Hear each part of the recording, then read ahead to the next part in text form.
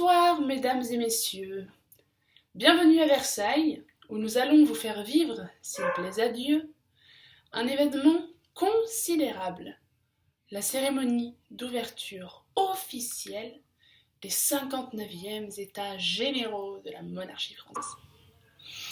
Événement considérable à l'état entier de la France, mais aussi, sans exagération aucune, à l'échelle de l'Europe entière.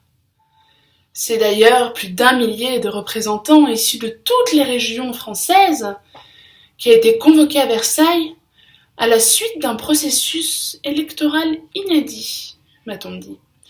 Certains prédisaient d'ailleurs des dégâts considérables, mais je crois que toutes les personnes présentes ici m'ont prouvé le contraire. Tout s'est très bien déroulé. On peut rendre un vibrant hommage d'ailleurs à la population française, à la hauteur de son exceptionnel dirigeant Louis XVI. Et présente aujourd'hui, pour cette cérémonie extraordinaire, tout ce que la France compte comme personnalité prestigieuse. Mais je dois vous dire qu'aujourd'hui, ce sont surtout les représentants fraîchement élus par le peuple français que les regards se portent avec le plus d'intensité. Ce sont eux, en effet, qui auront la lourde tâche à réfléchir aux très graves difficultés que la France connaît aujourd'hui. Et elles sont très nombreuses, mais je crois que Sa Majesté est sur le point de faire son apparition. Le voilà qui entre, accompagné de la Reine de France, au comble de la grâce, comme à son habitude. Nous le voyons saluer les personnalités religieuses présentes à cette tribune. Église, socle spirituel de la nation, première en hiérarchie au sein de la société française, devançant la corporation de la noblesse, garante aussi de la conservation des valeurs qui ont édifié ce grand pays au cours de son histoire. Voilà le roi de France qui va bientôt s'adresser au public. Encore quelques minutes. Alors que nous voyons Sa Majesté s'entretenir avec des membres du protocole, au sujet, je crois, d'un problème technique concernant le réglage du micro, d'après ce que j'ai compris. On peut sentir ici une énorme tension à la hauteur de l'attente des premiers mots prononcés par ce roi adulé des Français. Mais voilà Sa Majesté, le roi de tous les Français, s'est approché à nouveau du micro et va prendre la parole. Mesdames, Messieurs les représentants de la nation française, c'est à propos de notre situation préoccupante de notre pays que je vous invite à travailler et réfléchir. J'attends de vous que vous puissiez me proposer tous les moyens les plus efficaces et les plus appropriés pour rétablir la stabilité de notre État. La situation est très grave. Sachez que je ne doute pas de votre dévouement pour votre pays et de votre fidélité aux principes de la monarchie. Je vous remercie par avance de tout votre engagement et je déclare donc ouvert ce Conseil national des 59e États généraux. Voilà, nous venons d'entendre Louis XVI s'exprimer avec beaucoup de solennité. Alors que le Premier ministre a commencé son exposé, je vais me rendre dans la salle pour essayer de rejoindre les députés.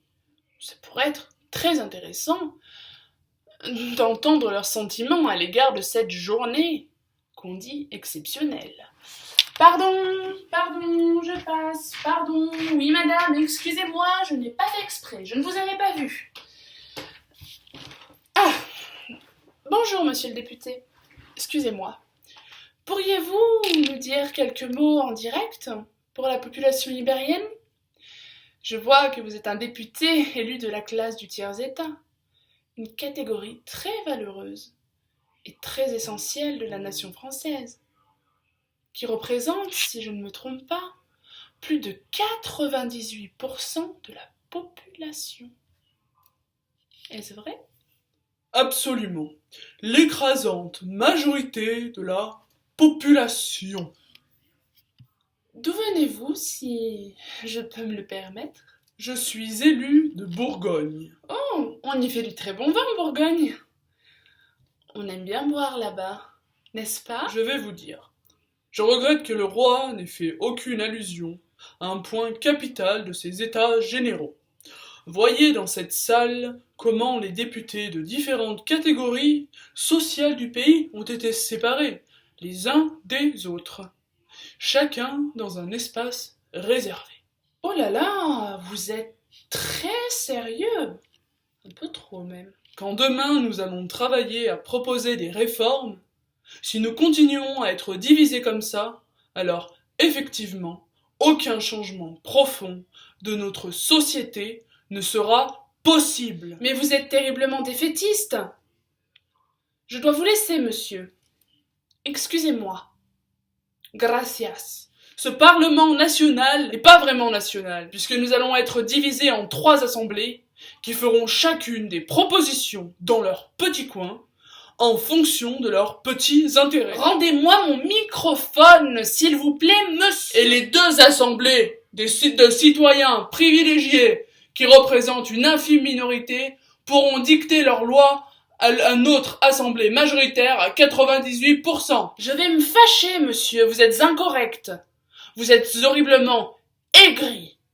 Ayez un peu d'espérance. Je vais demander qu'on annule la transmission. Vous êtes parfaitement irrespectueux, monsieur.